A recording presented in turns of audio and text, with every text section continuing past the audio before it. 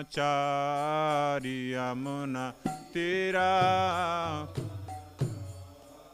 यमुना तीरा वनचारी यमुना तीरा वनचारी जय राधा माधव कुंज बिहारी जय राधा माधव कुंज बिहारी जय राधा माधव कुंज बिहारी जय राधा माधव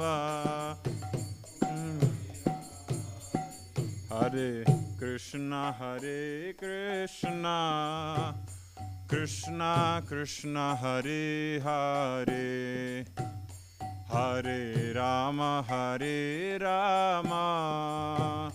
राम राम हरे हरे हरे कृष्णा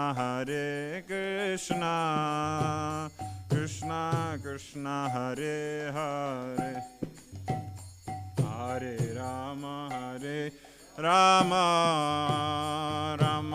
राम हरे हरे हरे कृष्णा कृष्णा कृष्णा हरे हरे हरे राम राम राम हरे हरे हरे कृष्णा कृष्णा कृष्णा हरे हरे हरे राम राम राम हरे हरे हरे कृष्णा कृष्णा कृष्णा हरे हरे हरे राम राम राम हरे हरे हरे कृष्णा कृष्णा कृष्णा हरे हरे हरे राम राम राम हरे हरे हरे कृष्णा कृष्णा कृष्णा हरे हरे हरे राम राम राम हरे हरे हरे कृष्णा कृष्णा कृष्णा हरे हरे हरे राम राम राम हरे हरे जय प्रभुपदा श्रीला प्रभुपदा जय प्रभुपदा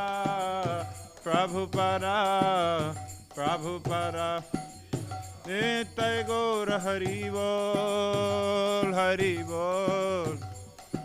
बोल नित्य गौर हरि बोल नित्य गौर हरि बोल हरि बोल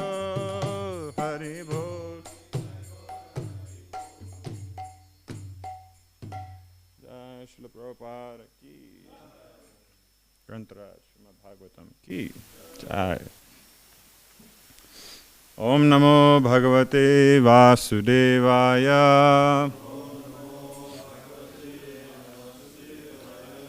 ओम नमो भगवते वासुदेवाय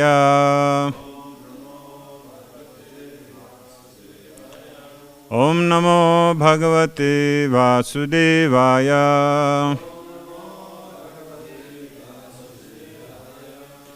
Reading from Śrīmad-Bhāgavatam, Canto 4, Chapter 8, Text 42. Correct? Okay. Tattata gaccha bhadram te yamunayastatam suci punyam madhuvanam yatra sanidhyam nityadhahare.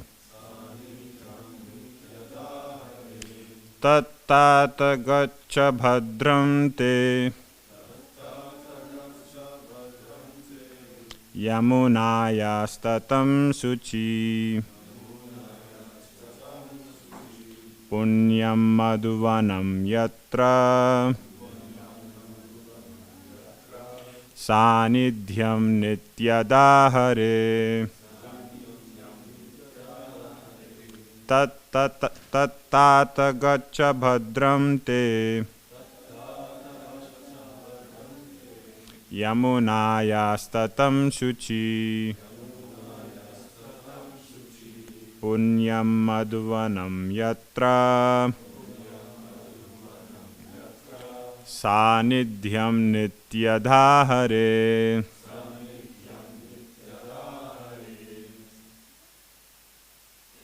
Anyone like to chant? Tattata gaccha bhadram te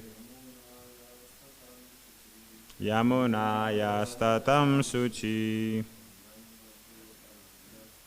Punyam madhuvanam yatra sanidhyam nityadahare. Tattata gaccha bhadram te yamunayastatam suci. Punyam madhuvanam yatra sanidhyam nityadahare. Tattata gaccha bhadram te yamunayastatam suci. Punyam madhuvanam yatra sanidhyam nityadahare. Maruji?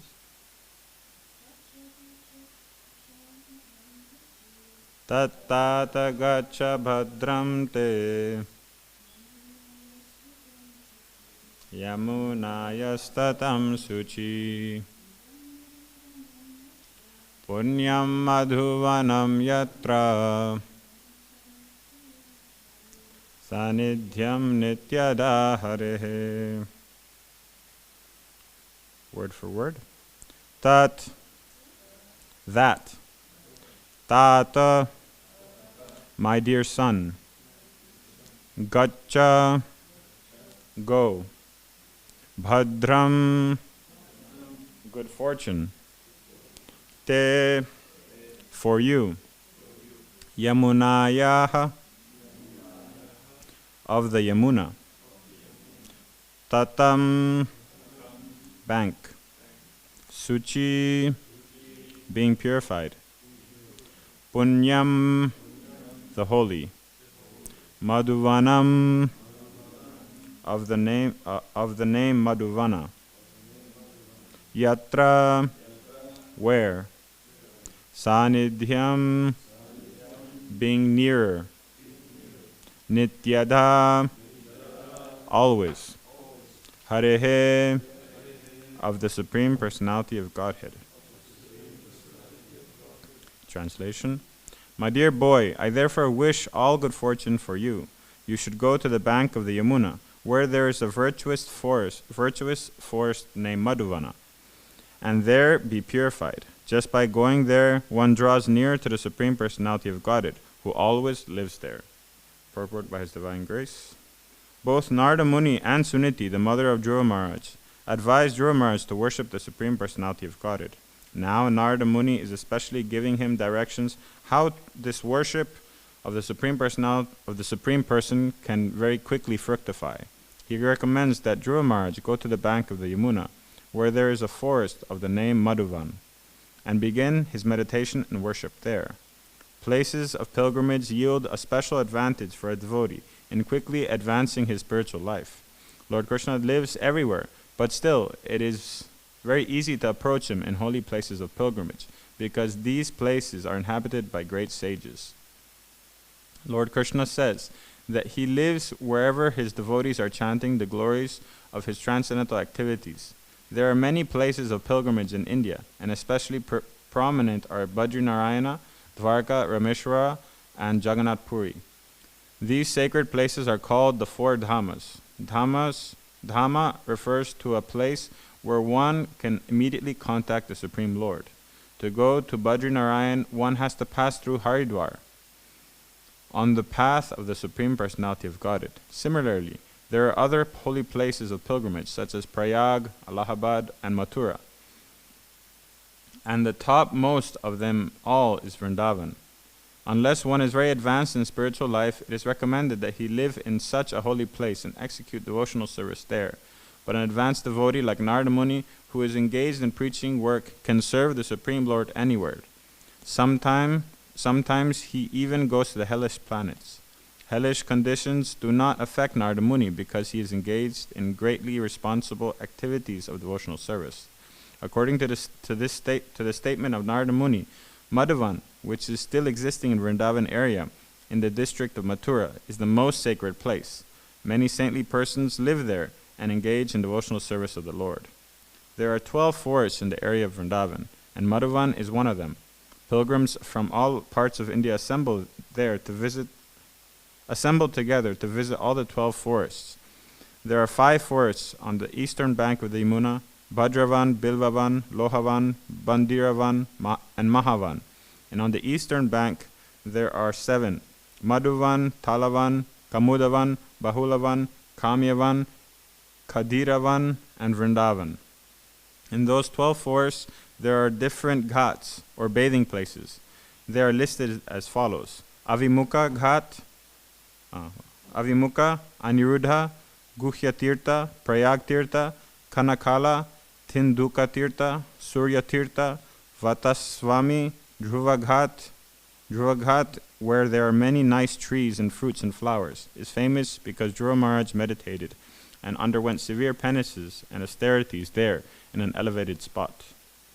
Number 10, Rishi Tirtha, Moksha Tirtha, Buddha Tirtha, Gokarna, Krishna Ganga, Vaikunta, Ashikunda, Chatu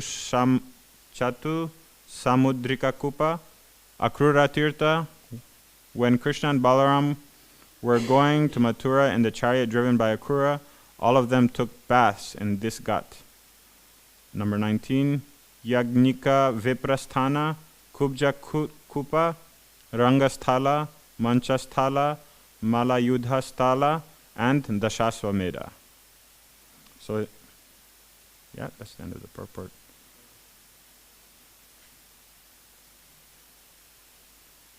Jai Srila Prabhupada ki Jai. Narayanam namaskrityam naram chaiva narottamam devim saraswatim vyasam tato jayam udirayet.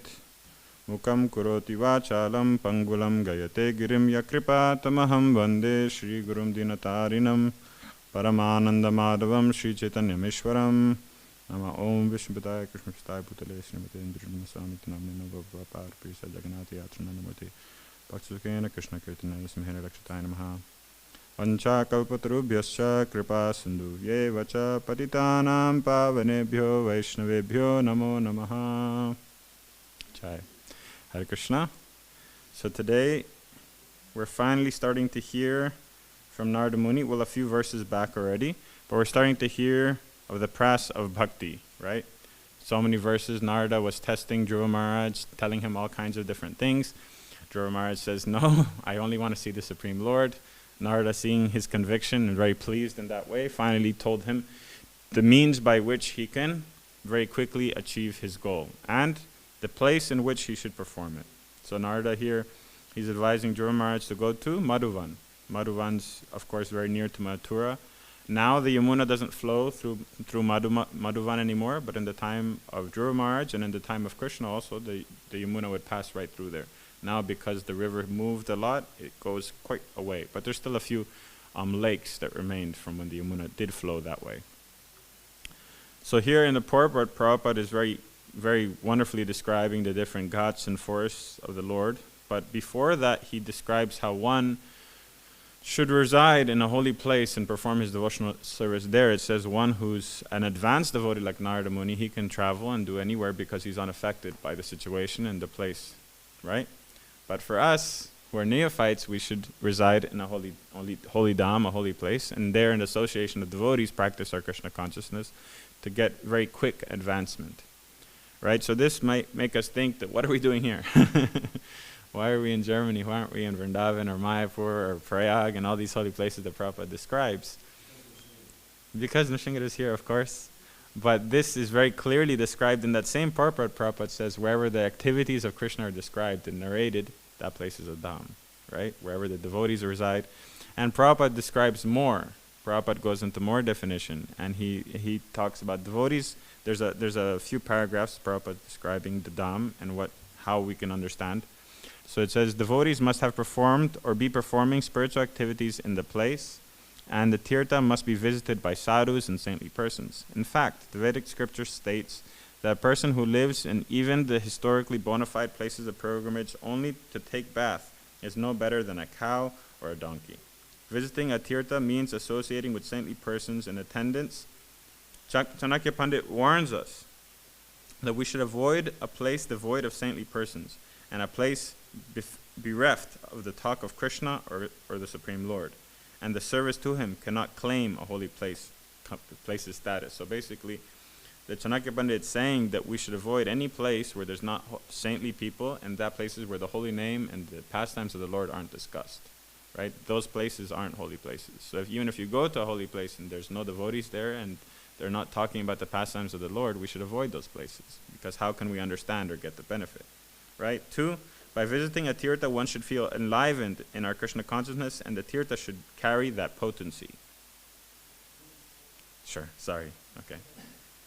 Number 3, the chanting of the holy name must be present as a prominent feature of the tirtha.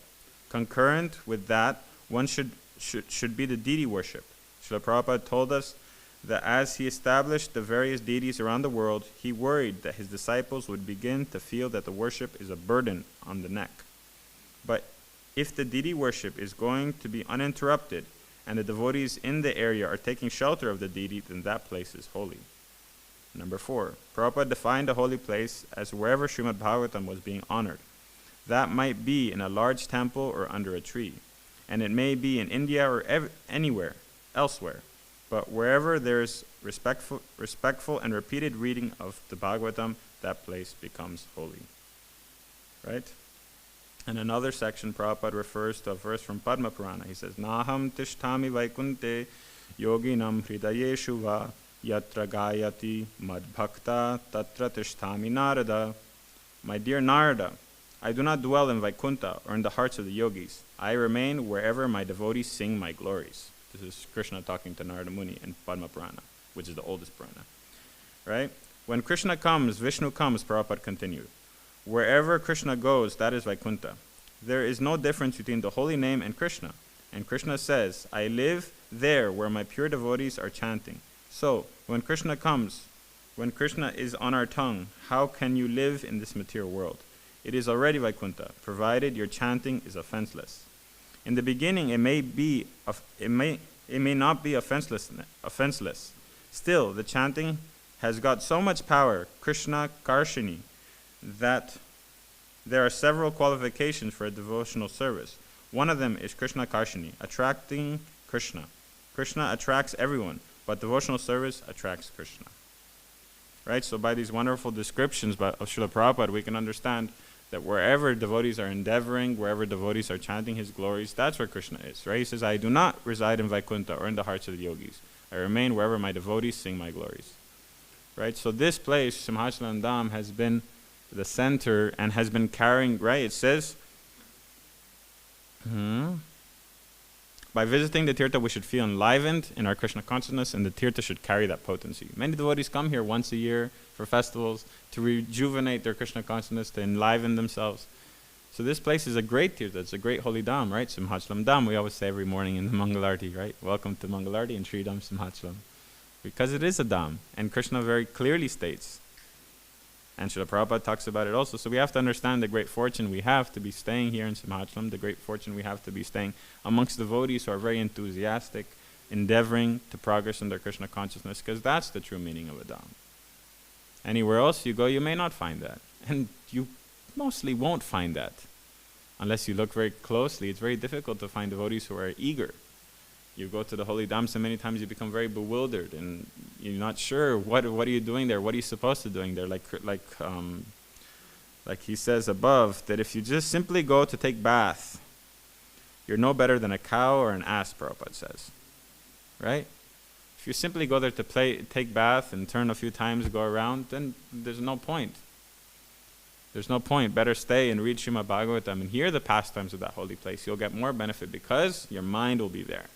Your physical body has no importance. Your mind is what's important. So we can sit here, be hearing pastimes of Madhuvan, be hearing pastimes of Vrindavan, and we'll be more there than people who are there. Why? Because our mind is there, our heart's there, we're thinking about it, we're relishing the pastimes, rather than simply being there in the physical form. I've done Vrajmandal Parikram a few times, and I can tell you I was young and tired, hot, oh my God, I don't remember anything. Only like the last few times when I actually was a little bit more mature and I was like, okay, I really want to take focus everywhere we went. We'd open the book, read the pastimes, think about it, and really relish it. Then it became important. I've done Navadimanda Parikram, I don't know, 20 times? But probably only the last 6 or 7 times that I actually think about it and was studying before, a few weeks before Navadimanda Parikram, study, read all the pastimes, get really involved. When you get there, really try chant sincerely, take part in the kirtans. Then you get the benefit. But so many times just going round and round and round and round, what's for lunch today? That's all you think about. So that's not what we're looking for. So here that we're here in Simhachalam Dham every day, being able to take part in the service and the chanting of the holy name, right? It should be a predominant feature, right? Where is that? The chanting of holy names must be present and as a predominant feature of the tirtha, right? We have kirtan here all the time. Right? It's always kirtan. So it's a prominent feature, either chanting individually or as a kirtan, a sankirtan. So this is the dham. And we're following what Prabhupada says. Us neophyte devotees should take part and should be present, living in the dham, practicing our Krishna consciousness. That's what's going to make us quickly advance. So we are in a dham. So we have nothing to fear. Right? Only to take advantage, not to take it for granted. Yes? Okay. So another thing that is brought out here is Madhuvan, the greatness of Madhuvan. Why is Narada Muni telling him to go to Madhuvan? Why not Vrindavan? Why not Nandagram? Why not so many other places? Why Madhuvan? What's the glories of Madhuvan? Many of us, who here hasn't heard of Madhuvan before, apart from now in Bhagavatam? Right?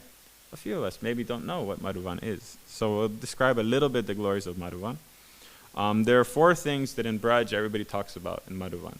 So in Satyuga, Dhruva Maharaj went there and did his austerities. In Treta Yuga, Satrugna went there and killed the demon Lavana, and he made a very beautiful temple of Rahadev, right? In Dwapar Yuga, Krishna went there and would perform his pastimes, both with his friends and with the gopis, right? Madhuvan is described as very sweet for many different reasons. The name Madhu comes from Krishna killing the demon Madhu there. That's why Madhusudana, the name of Krishna, right? But it's also described as sweet. Rupa Goswami describes it as sweet. Madhu as honey. Madhu is another name for honey. So it was a very sweet place where many sweet pastimes took place, and also there were many hives dripping with honey where the cowherd boys would go and drink honey. Balaram would collect honey from that forest. So that was Madhuvan, right? And Krishna would also go there with his gopis and perform Madhurya Ras. So Madhurya Ras, Rupa Goswami points out that the reason why it's called Madhuvan is because Krishna would perform Madhurya Ras there. So Rupa Goswami always goes to the highest meaning of any word or of any pastime. And in Kali Yuga, when Sri Chaitanya Mahaprabhu came, that was where he started his parikram. Right? In Chaitanya Charitamrita is very clearly described that after Chaitanya Mahaprabhu, sorry, I'm talking fast again. When Chaitanya Mahaprabhu took initiation, immediately he had this great urge and eagerness to go to Madhuvan. There's a shloka. I wanted to go to Madhuvan right away. Right? But there was Akashvani, right? A spiritual voice from the sky telling him, not yet. Please go back to Navadvip and remain there. Start your preaching there. Later on, you'll be able to go there. So he started his preaching in Nadia, did all his pastimes in the Sankirtan movement in Nadia, and then when he got to Vrindavan, that was the first place he went. And he was there for quite a while in Madhuvan. So it's a very important forest. When we start Brajmandal Parikram, we start from Madhuvan. Right? It's the first place you start from. And then from there, you continue the circle around until you get back. So it's a very prominent place there. One of the things that might confuse us is that Dhruva Maharaj is in Satyuga. And Krishna appeared in Dwapara Yuga. It's a big gap. So was that place already holy? Why did Dhruva Maharaj go there? Was it holy because of Dhruva Maharaj, or did Dhruva Maharaj go to take advantage of the holy place of Madhuvan, right? But we have to understand we're thinking of time as a line, right? As a starting point and an ending point. Madhuvan is eternally auspicious because Krishna performs his activities there every single yuga cycle, which happens millions of times in the life of Brahma. Right? So Madhuvan is eternally auspicious, eternally the place of Krishna's pastimes. So Dhruva Maharaj went there to take advantage of the holiness of that place that Krishna performed his pastimes. Right? He didn't go there because it was just, no, the Yamuna. Narada Muni mentions the Yamuna. He mentions Madhuvan because it's an eternal holy place. And so Dhruva Maharaj went there with that idea that this is Krishna's place of pastimes. I'm going to take advantage and perform my devotional service here. Even though there was many thousands of years after Dhruva Maharaj when Krishna in this yuga cycle appeared and performed his pastimes there. Right? And one of the ways we can understand this is by taking example from other pastimes. In Navadvip, there's many places where devotees would come there to worship Gauranga Mahaprabhu in Satyuga. 4 yugas before when he appeared. Right? There's a place in Navadvip, in Godrumadvip, called Subarna Vihar. That's the palace of King Suvarnasen. Suvarnasen ruled that area and actually big part of earth at that time from that was his capital. Right? And the pastime goes that he was getting very old and he was so entrapped and preoccupied with his maintenance of his kingdom and his material enjoyment and power that he was getting old and not letting go of his attachment. So Narada Muni, being the universal guru, and whenever he sees an opportunity, he goes and strikes. He went there and he talked to the king and he told him everything, told him the temporariness of this material world, how one should focus on everything. And after a big conversation of Narada Muni with Suvarna Sen, he at the end said, and you're very fortunate that you're taking birth in Nadia, right? In Navadvip Dham. And so the king asked, what is Navadvip Dham? So he described that Chaitanya Mahaprabhu will appear here and perform his pastimes. And he asked, who is Chaitanya Mahaprabhu? He's not described in the Vedas. Right? So Narada Muni describes him, his eyes, his form. And simply by describing him, Narada Muni went into ecstasy and started chanting, Jai Gauri, Jai Gauranga. And he just started dancing. The king also started dancing, and they were just in total bliss in Satya Yuga. Many, many millions of years before Chaitanya Mahaprabhu appeared.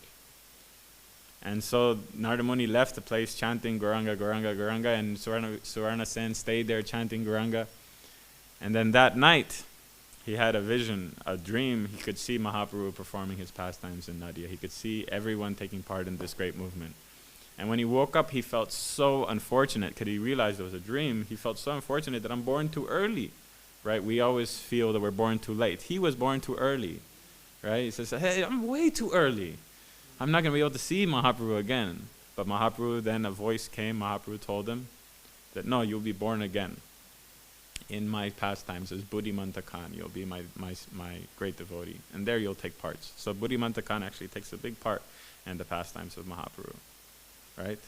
And he was born in Godrumadvip. And what's the pastime that happens in Godruma? Right? We know that all the 9 islands of Navadvip are the 9 processes of devotional service. Godruma is Kirtana. Shravanam Kirtanam. So he was performing Kirtan in Godrumadvip in Satya Yuga. So Navadvip is resounding with its power always. Doesn't matter what the Yuga cycle is, just like Madhuvan. And another pastime that happened in Navadvip, that happened in Satya Yuga, was that, well, there's many, but I'll just mention one more, that one day Parvati came to bring Shiva his lunch, and Shiva was just dancing like a madman, chanting Jai Gauri, Jai Gauranga, Gauranga, Gauranga, Gauranga, and he's just dancing. And she's never seen him dance in such a crazy way, with such power and ecstasy. Like, he always is dancing with Krishna Prem, but with such special emotion, she never saw him dance like that. So finally able to calm down the Lord, she asked him, who is this Gauranga you're chanting? Who is this person? And so Shiva described that in many, many years from now, he will take birth in Navadvip and he will freely give love of God, right? No hard and fast rules, no requirements. He will freely give love of God. And he comes to this earth to take and to experience the feeling of a devotee, to feel love for Krishna like Radharani does. And so Parvati was so amazed by hearing this pastime. She was so eager to experience that same joy that she saw that Shiva was enjoying, was relishing the prem, Krishna prem, Gauranga prem. So she said, how can I receive this same love? How can I experience that? And Shiva said, you must go there and perform Krishna kirtan, right? Gauranga kirtan, and then you will receive his mercy. So she went to Navadvip, near Mayapur, and she performed there Krishna kirtan. It says austerities, but it's very clearly described in Navadvip Dham Mahatmya that she was simply chanting Gauranga, Gauranga, Gauranga, Gauranga, right? And then after a few days, it's described, the power of Navadvip was so immense that it wasn't thousands of years, it was a few days, right? The power of Gauranga was so powerful, and the power of the Dham, that after a few days, Gauranga Mahaprabhu appeared to her and said, and she was so amazed seeing Gauranga Mahaprabhu. So she prayed to Gauranga Mahaprabhu. She said that I am tasked with the service of keeping people far from you. And it says in the Sastra that wherever Krishna is and your holy name is, I am far away. So I always am a very great distance of you. And I feel very sad, I'm very, miserable that, my job is to be far from you. I'm not supposed to go anywhere near you or your holy name, right? So Mahaprabhu, he was very kind and he described that, no, this is your service in this form, but you are Yogamaya, you're Pauramaya. In Mayapur we have Pauramaya, not Yogamaya. And you are in Braj-Dham and Goloka Vrindavan as Purnamasi. This is all you. You're simply in this form, in this service, in this way. But you can eternally reside here and protect my devotees and chant my glories in this place. So this place is called Śrīmad-Bhāgavatam. And at that time, Parvati Devi, she reached and grabbed the lotus feet of Mahaprabhu and grabbed the dust of Mahaprabhu's lotus feet straight from his feet and put it on her head. And so the split in a lady's forehead, when they split it for the marriage, they put the red kumkum. This is called simanta. Simanta, that split in the hair.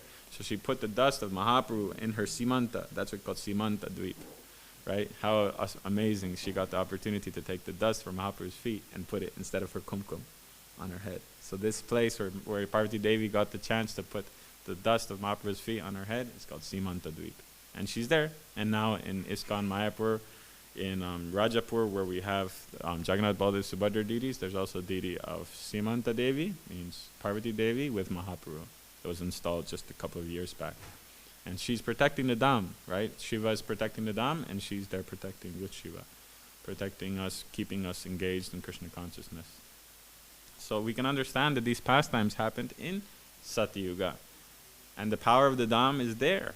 Mahaprabhu is there eternally. There's also a pastime where Shankaracharya, he was going throughout all India preaching his Mayavad philosophy. He's Shiva, non-different, but his job was to give this opposite philosophy, right? But there's a few spots in his pastime where he just couldn't hold it in anymore, right? There's that famous song, Bhaja Govinda Mudamate, right? And it's kind of like, you're a Mayavadi, what are you doing singing about Bhaja Govinda? But it's Shiva, he couldn't hold it in anymore, He's like, that's it, I have to sing this song. And it's such a beautiful song, right? There's also in his introduction to Bhagavad Gita that Prabhupada quotes sometimes, Gita Sastramidam Punyam, is the whole verse. And the last verse says, I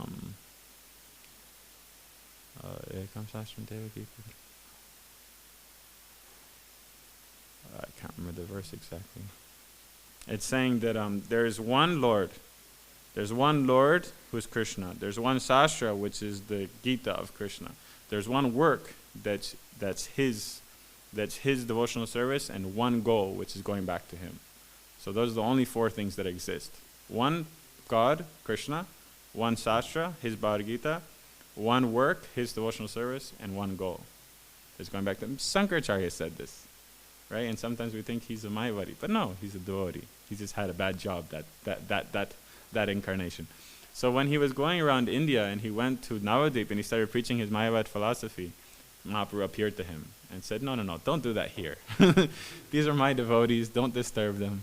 Go somewhere else, go to the south and preach your Mayavad philosophy there. No need to preach to them here. So Sankaracharya, taking darshan of Mahaprabhu, he left and he went to the south. Right? And Sankaracharya, of course, appeared quite a bit before Mahaprabhu. So we can understand that the power of the Dham is eternally there. Jai Nrsimha Bhagavan ki Jai. So that's why Dhruva Maharaj, he went there. Right? Dhruva Maharaj, he went to that place way before Krishna appeared, because the potency was still there. And therefore, by practicing his devotional service on the banks of the Yamuna in Madhuvan, he was able to so quickly achieve his goal because of the power of the Dham. Yeah? So this is a nice way we can understand this. So today is also the disappearance day of Srila Lochan Das Thakur. Lochan Das Thakur ki Jai. Right? Srila Lochan Das Thakur was one of the first, well, second, but one of the big first people to write about Chaitanya Mahaprabhu's pastimes. He taking the notes of Murari Gupta. Murari Gupta wrote many beautiful slokas about the pastimes of Mahaprabhu, taking the notes of Murari Gupta and also his own personal experience, because he was born only 30 years after Mahaprabhu.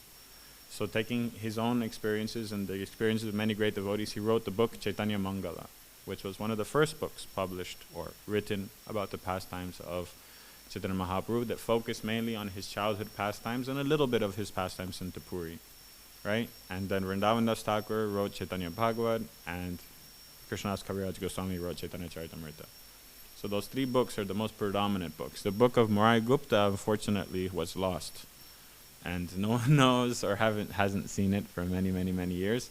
But these pastimes that were described in Murari Gupta's book were described both by Chaitanya in Chaitanya Mangal and Chaitanya Bhagavat. And Krishnadas Kaviraj Goswami greatly took from them to write his Chaitanya Charitamrita. So Lochan Das Thakur, along with writing Chaitanya Mangal, wrote many, many beautiful songs with great devotion for Chaitanya Mahaprabhu and Nityananda Prabhu. And Prabhupada, he loved his songs very, very much. And one of the songs that Prabhupada really was very dear to his heart was the song Paramakaruna. Right? Maybe some of you have heard the song Paramakaruna Bahudvijana. This song, there's a pastime that Radhakund Prabhu talks about, that in Los Angeles in, let's see if I have it here, 1969, one day Prabhupada came down for class and he said, today we'll sing the song Paramakaruna. So he took the mridanga and he started singing it, and no one knew the song, obviously. And Prabhupada said, you don't know this song? How come you don't know this song? And he was very adamant, how come you don't know this song? This is such an integral part of Krishna consciousness and our Vaishnava philosophy. Why don't you know this song? So he told them, tomorrow you'll know this song. So he got up and he left. He gave class, but he didn't sing a song that day. And so that day, I think the Taba president at that time was Bhagavan Prabhu. He immediately printed out, and they had like a Ishtagoshti gathering, and everybody learned the song. Everybody had to know it by heart. And so the next day, Prabhupada came down, and they sang the song together. But when Prabhupada started singing, the first two words he said, Paramakaruna, he couldn't continue singing anymore. He went into ecstasy. He just couldn't, his voice choked up. And so it took a few minutes for him to calm down and again finish singing the song. And then he gave many beautiful purports on this song. So today, we will sing the song, and we will also read the purport of Srila Prabhupada on the song. And hopefully, we can get a small glimpse into the love and devotion that Lochan Das Thakur had for Chaitanya Mahaprabhu. Yes? So I opened the books already to that page. If you have phones, you can search also Paramakaruna. If anyone would like to take books, we have the song here also. Thank you, bro.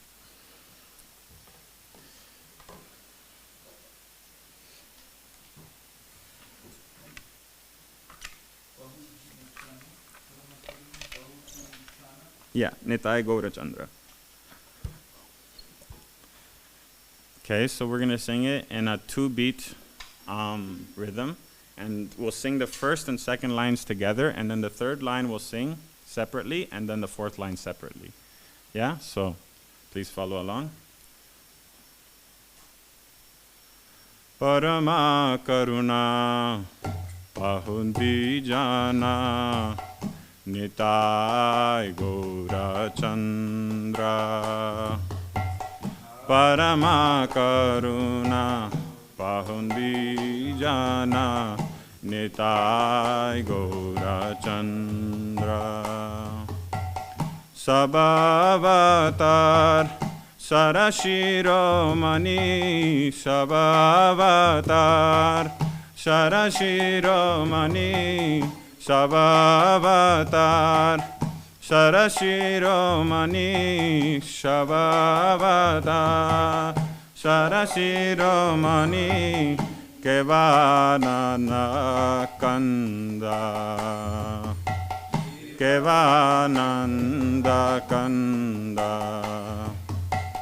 Bhajo Bhajo Bhai Chaitanya Nitai Sutridha Vishwasa Kori Bhajo Bhajo Bhai Chaitanya Nitai Sudridha Vishwasa Kori Vishaya Chadhiya Serase Majia Vishaya Chadhiya Serase Majia Muke Bolo Hari Hari Muke Bolo Hari Hari Dekho re bhai Tribhuvane nai Emona doyala dhata Dekho re bhai Tribhuvane nai Emona doyala dhata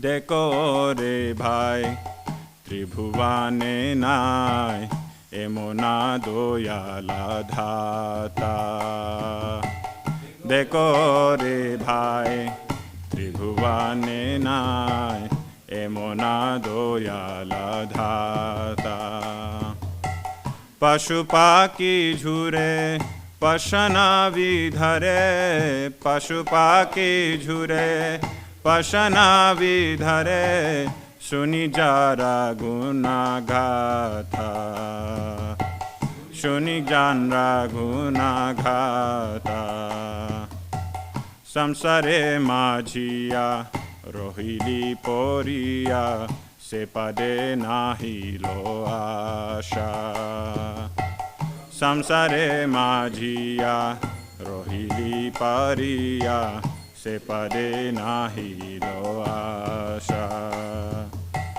Apana karama bhunjaye samana Apana karama bhunjaye samana Koi lochana dhasa Kaho ye lochana dhasa Kaho ye lochana dhasa Kaho ye lochana dhasa Parama karuna pahundi jana Nitai Gaura Chandra Parama karuna pahundi jana Nitai Gaura Chandra Shri Vaishnav Thakur ki jai. So, reading the translation. The two lords, Nitai Gaura Chandra, are very merciful. They are the essence of all incarnations. The specific significance of these incarnations is that they introduce a process of chanting and dancing that's simply joyful. My dear brother, I request that you just worship Lord Chaitanya and Nityananda with firm conviction and faith. If one wants to be Krishna conscious in this process, one has to give up the engagement of sense gratification. One simply has to chant Hare Krishna, Hari Hari without any motive. My dear brother, just try to examine this. Within the three worlds, there is no one like Chaitanya or Nityananda. Their merciful qualities are so great that upon hearing them, even birds and beasts cry and stones melt. But Lochan Das regrets that I am entrapped by sense gratification, since I have no attraction for the lotus feet of Lord Chaitanya and Lord Nityananda. Then Yamaraj, the superintendent of death, is punishing me by not allowing me to be attracted by this movement.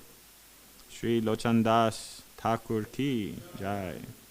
So we'll read the purport by Srila Prabhupada, given on January 4th, 1969 in Los Angeles.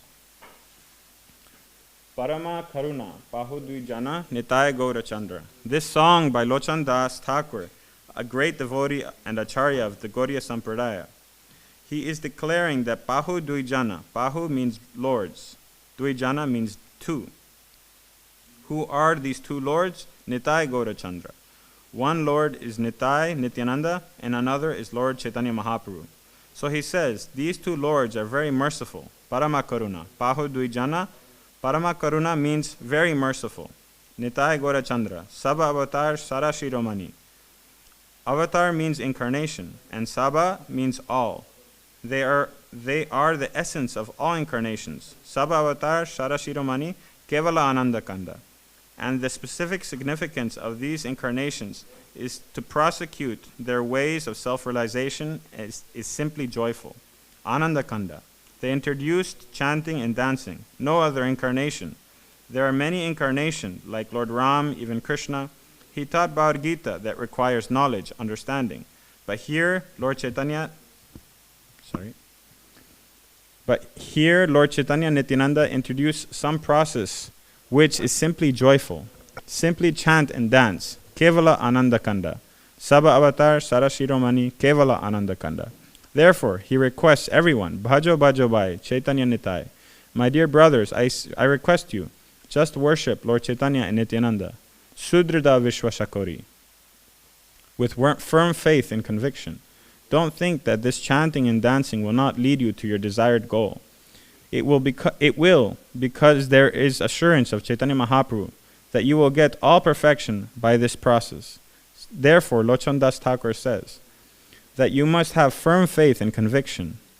It will act. Bhajo Bhajo Bhai, Chaitanya Nitai, Sudrida. Sudrida means firm, Vishwashakori, with faith and conviction. But what is the process? The process is Vishayacharya, Serashe Majia. If you want Krishna consciousness under that process, then you will have to give up the engagement of sense gratification.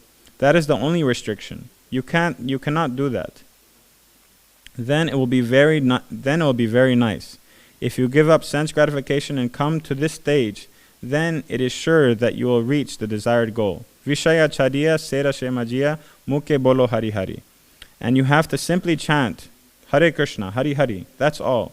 Without any motive of sense gratification. Deko deko bai tribhuvane nai.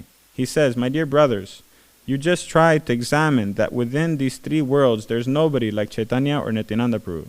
Because pashu paki jure, pashana vidare. Their mercy and qualities are so great that even birds and beasts, they are crying. What to speak of a human being? Actually, when Lord Chaitanya Mahaprabhu passed through the forest of Jarigrama, the tigers and elephants, the snakes, the deers, they all joined him in the chanting Hare Krishna. It is so nice. Anyone can join. Animals can join. What to speak of human beings? Of course, it is not possible for ordinary man to enthuse animals to chant. But Chaitanya Mahaprabhu did it, actually. So even if we cannot enthuse animals, we can enthuse at least human beings to the path of Krishna consciousness, the Hare Krishna mantra chanting. Pashupaki jure pashana vidare. And it is so nice that even the most stone-hearted men will melt. Pashana vidare. Pashana means stone and vidare means vidare. Pashana, even stone will melt. It is so nice. But he regrets that Vishaya Majia, being entrapped in sense gratification. Vishaya Majia Rohili Bhulia. He addressed himself, my dear mind, you are entrapped in sense gratification process that you have no attraction for chanting the Hare Krishna. Vishaya Bhulia Rohili Majia. Se pare nahilo asha. You have no attraction for the lotus feet of Lord Chaitanya Nityananda. So what can I say? It is only apana karama, bhunjaya samana. I can simply think of my misfortune, only that Yamaraj, the superintendent of death, is punishing me in this way, that he is not allowing me to be attracted to this movement. This is the statement of Kohe Lochana Das. This is the statement of Lochan Das Thakur. Srila Prabhupada ki, Lochan Das Thakur ki. So in this song, and Prabhupada points out that all the other incarnations, even though they're so merciful, they all came with requirements, previous requirements, right? Ramachandra came and you have to follow all the rules and regulations. Krishna came, gave Bhagavad Gita, you need knowledge, you need understanding, you need intelligence. But Mahaprabhu came and no requirements, nothing is required. Simply give up attachment to sense gratification and chant the holy name of the Lord with faith. That is it. That is all he asked, right? Sometimes when Srila Prabhupada would say that these songs of the Vaishnava Acharyas, all the philosophy of all the Goswamis and all the philosophy of Bhagavad Gita, Śrīmad-Bhāgavatam, everything is condensed into songs.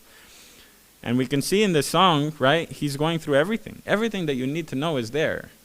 All we need to have is faith. But it's because of our material attachment and our doubts that we need so many other proofs and scriptures and recommendations and quotes and things. No.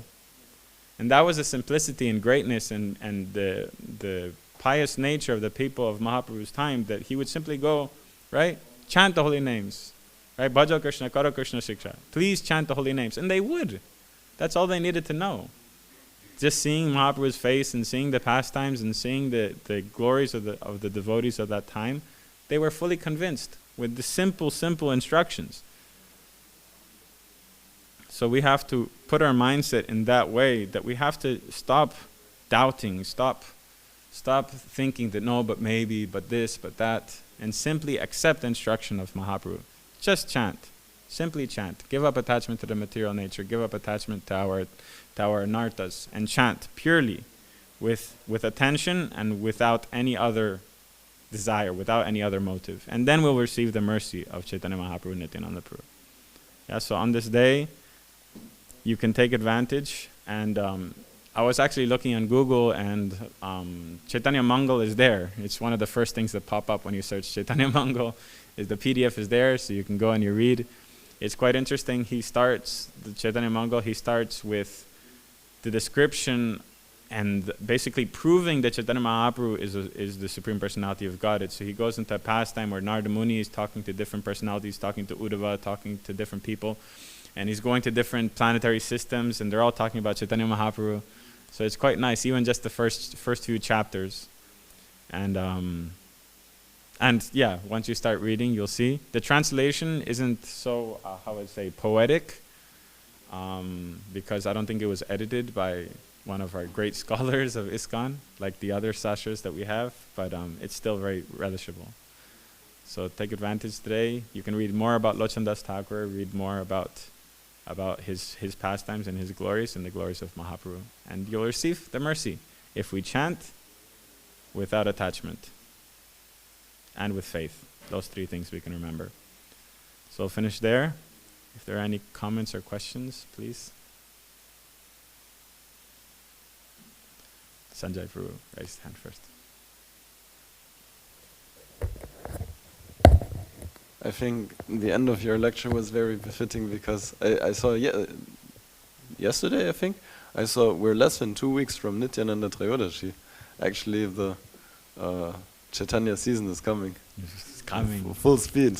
Full speed. So, and I thought it's nice that you are talking about Navadvip and Lochan Das Thakur. Yes. Obviously. It's the season to be jolly, right? It's the season to be jolly. It's just one after another. We have pastime. Yes.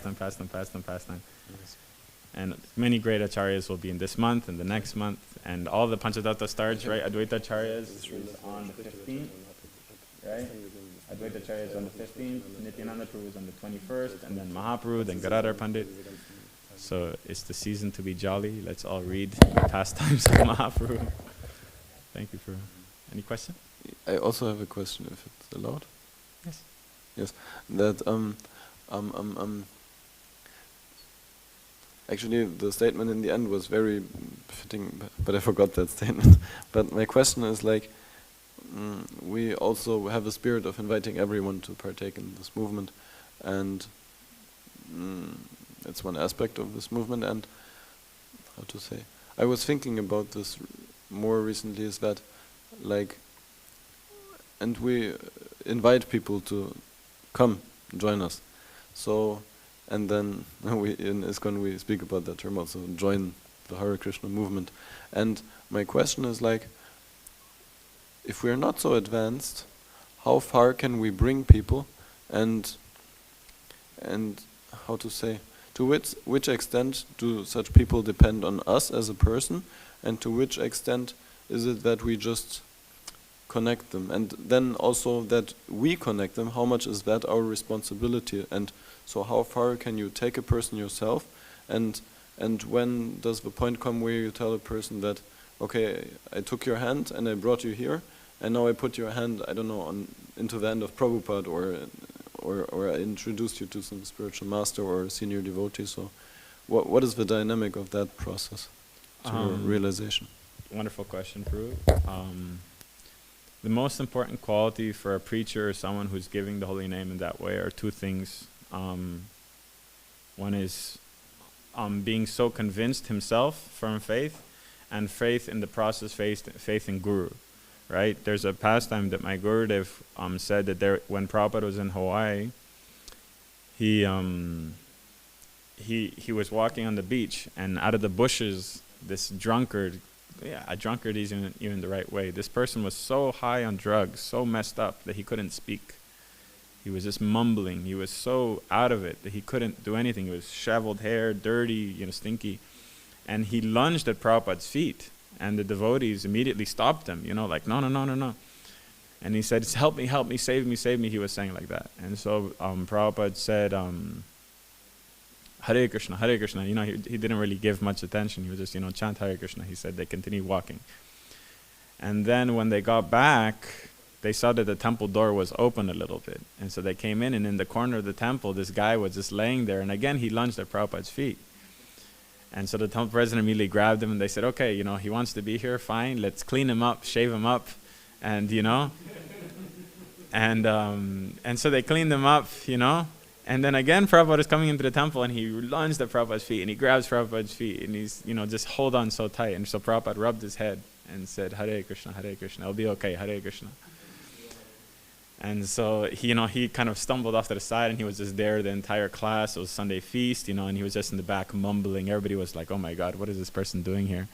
But they saw that Prabhupada gave his mercy, so they were like, okay, put him in a dhoti, put tilak. And so days went by, and then they were loading up the van for Sankirtan, and they're putting all the books inside the van. And then all of a sudden they turn, and he's sitting in the front seat, very eager. And they're like, what are you doing? I forgot what they would call him, because he couldn't even say his own name, so they had a different name for him. So they said, what are you doing? And he said, book distribution. And he would say, book distribution. He wouldn't say distribution properly. He would like mumbling, And they said, you can't go. And he said, Prabhupada, save me, book distribution. Prabhupada, save me, book distribution. That's all he would say. And it was very, very mumbled and dirty, and so they're like, okay, what to do. So they took him, and they were just unloading the van. They were like, okay, you stay here, we'll, figure out something. They're unloading the van, putting books in their bag, and they just, they turn around and he's gone. They see him running down the street with a big bag full of books. And they're like, oh God, okay, whatever, Krishna will take care. So they start eating their breakfast, getting ready for the day, and like 25 minutes later, he comes back with the bag empty. And they said, what do you do, Like, where are the books? And he said, I gave them distribution. And they said, what do you mean you gave them? Like, who do you give them to? And he's like, people, I gave books. And he said, like, all to one person? He said, no, people, I gave books. And they said, what do you tell them? Like, how did you convince them to take a book? And he said, I just say, Prabhupada save me, Prabhupada save me, Prabhupada save me. So he would that was his only mantra. He would say, Prabhupada save me, and just give books. And he was the top book distributor for many years. And slowly, after months of purification and eating Mahaprasad, he was able to start speaking again. And it was like a rehab system there in Hawaii. And he was the top, he became initiated, and he became one of the top book distributors for many years. Because that firm conviction, if Prabhupada saved me, Prabhupada saved me. He didn't know any philosophy, didn't know what was in the book, never read or anything. Prabhupada saved me. Right? So just with that conviction from Guru Nishtha and faith and conviction, that was so, how would I say, contagious, that people were just taking books from him because of his firm conviction. Nothing else was important. There's also a pastime in Chaitanya Mahaprabhu's time, I think, There was a Brahmana who was illiterate. He was a Brahmana illiterate, and he was holding the Gita, and he was crying and weeping and crying and weeping, and everybody was saying this guy's just faking because he can't even read. He never studied the Gita. He just must be faking. And so I forgot who it was. Someone went and asked him, why are you crying? And he said that Krishna is so wonderful. He said he's the Supreme Personality of Godhead, but out of pure love for his devotee, he's being the charioteer. That's all he knew about Bhagavad Gita, that Krishna was a charioteer of Arjuna. And he was crying and glorifying Krishna, that he's so wonderful, he's the Supreme Personality of Godhead, he has all this energy and power, but he becomes the charioteer of his devotee. And so I think as Mahaprabhu said that this person has truly understood the glories of the Gita. Just by understanding that one fact, that was enough for him to be fully convinced. Right? So we may only know one fact. We may only know one thing or a few things about Krishna consciousness. And with that, if we have firm conviction, we can give that to someone else. We can share that conviction. We can share that faith. But as Prabhu's question, at what point do you connect them to someone else? Is that through honesty. Right? Sometimes we want to become guru. Sometimes we want to be the guide. We want to say, yes, I made this person a devotee. But that means you're not having conviction in the holy name. You're having conviction in your own energy, so to speak. Right? No, it's not me. I'm just sharing the holy name. I'm just sharing the instruction of Srila Prabhupada. Prabhupada saved me. That's all. And so in that way, it's very easy to connect them. It's very easy. And they will see the honesty in you and say, I don't know much. Please go to my guru. Please go to this devotee. You have any questions, go. Connect them. Constantly putting them in contact with people who can take them further. Right? I teach Mridanga. I have to be honest with my students. When they get up to my level, I say, I'm sorry, I don't know anymore. I can put you in contact with someone who does know. Or I could, make up a whole bunch of nonsense and kind of learn a mantra to teach them that week in the class. That's not being honest. Right? When you see that you have not much more to give them whatever you can. But when you have not much more to give them, you should always be putting them in contact, sending them up the chain. Right? You shared what you could, and we're very honest that that's not us. That's not us, that's not me, it's the power of the holy name, it's the power of Krishna's movement. We gave that, now please, this is the way, this is the path, this is the book, this is Prabhupada. Does that make sense for you? Virasapru, you also had a question?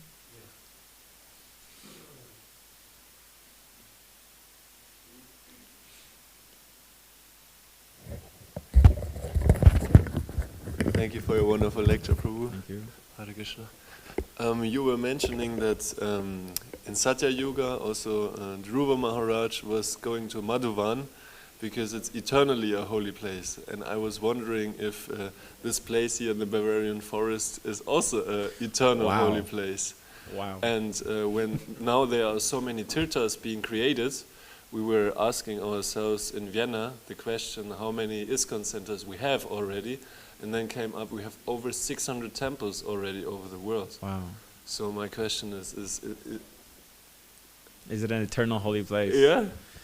I mean, as they say, Chaitanya Mahaprabhu's movement's in the spiritual world, right? The Sankirtan movement's in the spiritual world. So it may be Peru, and I wouldn't deny it. I would say yes. That's me, my own personal conviction that yes. Because Chaitanya Mahaprabhu's movement's happening everywhere. So every yuga cycle he spreads, right? Of course, we understand that only in this day of Brahma does Mahaprabhu come in this way, freely giving pure love of God in this way. But it was the Lord's desire that he came here. It had nothing to do with it was our effort, but it was his desire, and he made it happen. So for sure, he chose this place for a reason. And he chooses everywhere for a reason. Prabhupada goes to America for a reason. Everything happens for a reason, and it was his desire. So I would say yes. Ramananda Prabhu? I mean, Bhakti this one, he had this conviction that when he left his body, he want to do this in Gitanagari, what is in USA, and he want to make this statement that wherever Prabhupada put his foot, is Vrindavan. And I heard yesterday your Gurudev speaking about how to enter Vrindavan. And he made kind of the same point because Prabhupada came, he was Brijbasi, not by birth, but by as 2 ways or 3 ways actually being Brijbasi. One is if you enter there and, kind of want to leave your body there or something like that. So that was Prabhupada's intention, more or less, go to Vrindavan and be Vanaprastha and then take sannyas and then go.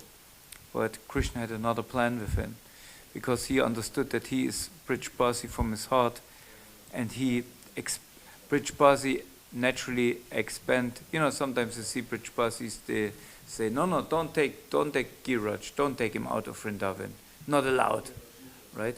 But actually Brijbasi, like Srila Prabhupada, they want to expand the holy Dham, and they want to make the whole world into Vrindavan Dham.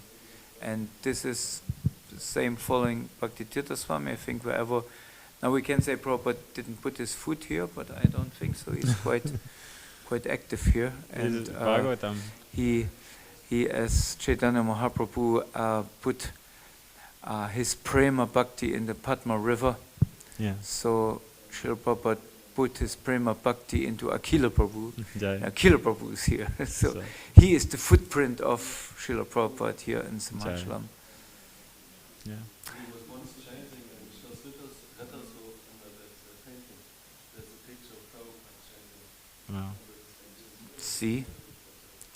And even your father, when he came here, I mean, to expand it even more, when your father came here, he recognized this place, especially the stones over there, what also identified beside the guest house. We have 2, at least I'm aware, like energy spots here where energy meridians are crossing, and he identified this beside the guest house as must be a holy place where Druids, or kind of, like Celtic shamans, they performed rituals, and he said even they bathed. Something is nice place for bathing. The Chan Amrita comes down and is flowing here and gives blessings to Mother Bhumi with the Chan Amrita.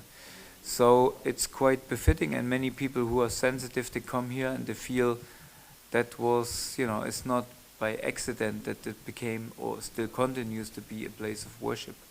Yeah. So definitely. Yeah.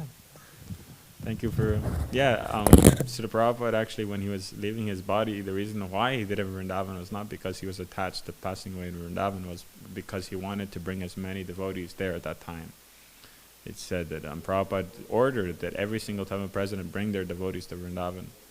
And so that we all congregate and can take part in that, Prabhupada leaving his body, but can come to Vrindavan for that reason. So it was more preaching than his attachment to passing away in that place. Srila Prabhupada, in a statement, he invites the whole world, especially the old people, to come to Vrindavan. It's like, okay. Therefore he built actually the Vrindavan guest house for old people to come. I mean, old people, Vanaprasthas to come, performing devotional service in Sri Vrindavan Dham. Yeah.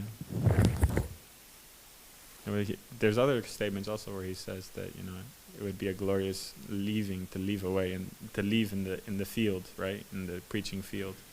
Japatak Maharaj always talks about that, or he has no attachment to passing away in a particular place. He just wants to continue preaching until he drops. So he is always traveling, right? He could already many, many years ago have given up and been in Mayapur preaching from Mayapur. But nope. He doesn't stop. He's always traveling, always going. It could happen any moment, and Krishna is protecting him, Nrsimhadeva is protecting him for us. He's holding on for us. There's actually a pastime where right next to Mayapur, they were in a car. This was many years ago before Jagdak Maharaj had his stroke, and it was a very near miss crash, like really close call. The car got hit and they were swinging, and Jagdak Maharaj screamed out, "Not yet!" Like, no, not yet. I haven't finished preaching. Like, I need to preach more. Krishna, please, not yet. I haven't done my service to Srila Prabhupada yet. That was his prayer at that time when they got hit. So that was many years ago. So that's the mood of Jagdak Maharaj. That's the mood that he imbibed from Srila Prabhupada, to spread Krishna consciousness everywhere and make everywhere holy dham. Okay, we'll finish there. Grantaraj Śrīmad-Bhāgavatam ki, Srila Prabhupada ki, Lochandas Thakur ki, Shri Shri Gaura Nitai ki, Jai Nitai Gaur Pranandi.